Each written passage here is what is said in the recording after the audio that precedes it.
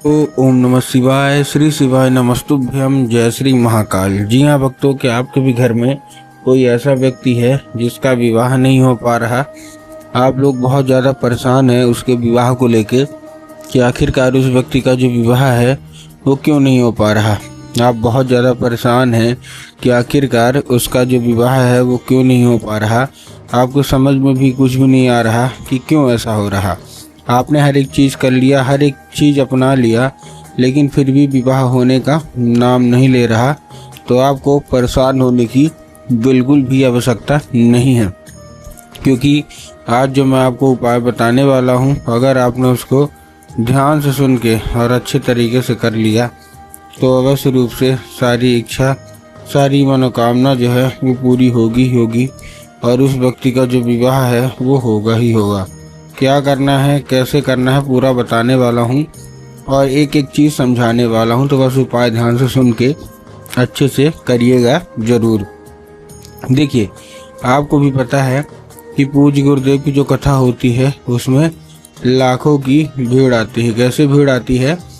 लाखों की भीड़ आती है। और जब गुरुदेव की कथा में लाखों की भीड़ आती है तो वहाँ ज़्यादातर जो भक्त होते हैं वो क्या करते हैं, पत्र के द्वारा अपनी इच्छा और पत्र के द्वारा अपनी मनोकामना जो होती है वो गुरुदेव तक पहुंचाते हैं। तो बहुत सारे लोगों की यही मनोकामना थी कि नहीं हो रही है। तब गुरुदेव ने जब पत्र पढ़ा तब गुरुदेव ने 2 से 3 उपाय बताए और कहा केवल और केवल ये उपाय कर लेना, तुम्हारे घर का जो कोई भी व्यक्ति है, जो कोई भी सदस्य है जिसका भी विवाह नहीं हो पा रहा, अवश्य रूप से उसका जो विवाह है वो होगा ही होगा। अब जैसे ही गुरुदेव ने उपाय बताया तो लोगों ने जा जाके इस उपाय को घर में करना शुरू कर दिया। अब जैसे ही लोगों ने जा जाके इस उपाय को घर में करना शुरू कर दिया, वही लोग गुरुदेव की कथा में मात्र 1 से 1.5 महीने के बाद वापस आए। अब जब वही लोग गुरुदेव की कथा में वापस आए तो उन्होंने क्या किया, फिर से एक बार गुरुदेव को पत्र लिखा। लेकिन ये वाला जो पत्र था ये गुरुदेव को धन्यवाद के रूप में पत्र था कि गुरुदेव धन्य हो आपके द्वारा बताया गया उपाय हमने कर लिया है। हमारी सारी इच्छा मनोकामना जो है वो भी पूरी हो गई है। हमारा जो बच्चा था ना जिसका विवाह नहीं हो पा रहा था, उसका विवाह भी पक्का हो गया है। आपका कोटि कोटि धन्यवाद। तो देखिए, जो लोग भी मेरी आवाज़ अभी सुन रहे हैं, अगर आपको भी जानना है कि आखिर ऐसा कौन सा उपाय है जिसको करने मात्र से इच्छा मनोकामना पूरी हो जाती है, तो चलिए हम बताते हैं आपको आज की इस वीडियो के माध्यम से कि आपको करना क्या है। तो बस उपाय ध्यान से सुन के अच्छे से करिएगा ज़रूर। लेकिन उसके पहले चैनल पर अगर पहली बार आए हैं और आवाज़ मेरी पहली बार सुन रहे हैं तो वीडियो कर दें लाइक और चैनल को कर लें सब्सक्राइब, ताकि पूजनीय पंडित प्रदीप जी मिश्रा के रोज़ नए नए उपाय जो कि मैं उनकी कथा से सुनता हूँ, श्रवण करता हूँ, सबसे पहले मैं आपको प्राप्त करा सकूं। तो देखिए, जो हमारा सबसे पहला उपाय है, इस उपाय में आपको करना क्या है। इस उपाय में सबसे पहले आपको लेना है 3 काली मिर्च और साथ में आपको लेना है 1 धतूरा। तो आपने क्या ले लिया, 3 काली मिर्च ले लिया, साथ में 1 धतूरा ले लिया। अब अपने जो भी बच्चा है जिसका भी विवाह नहीं हो पा रहा उसको हाथ में दे देना है और भेज देना है कहाँ, सीधा सीधा शिव मंदिर।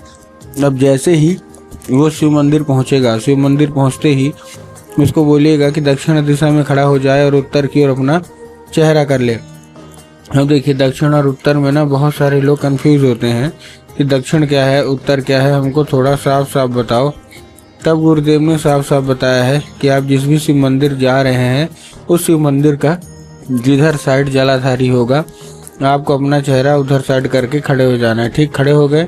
खड़े होने के बाद आपको करना क्या है, एक नाम लेके, कौन सा, महादेव का बहुत ही सुंदर सा नाम है, श्रम्भेश्वर महादेव।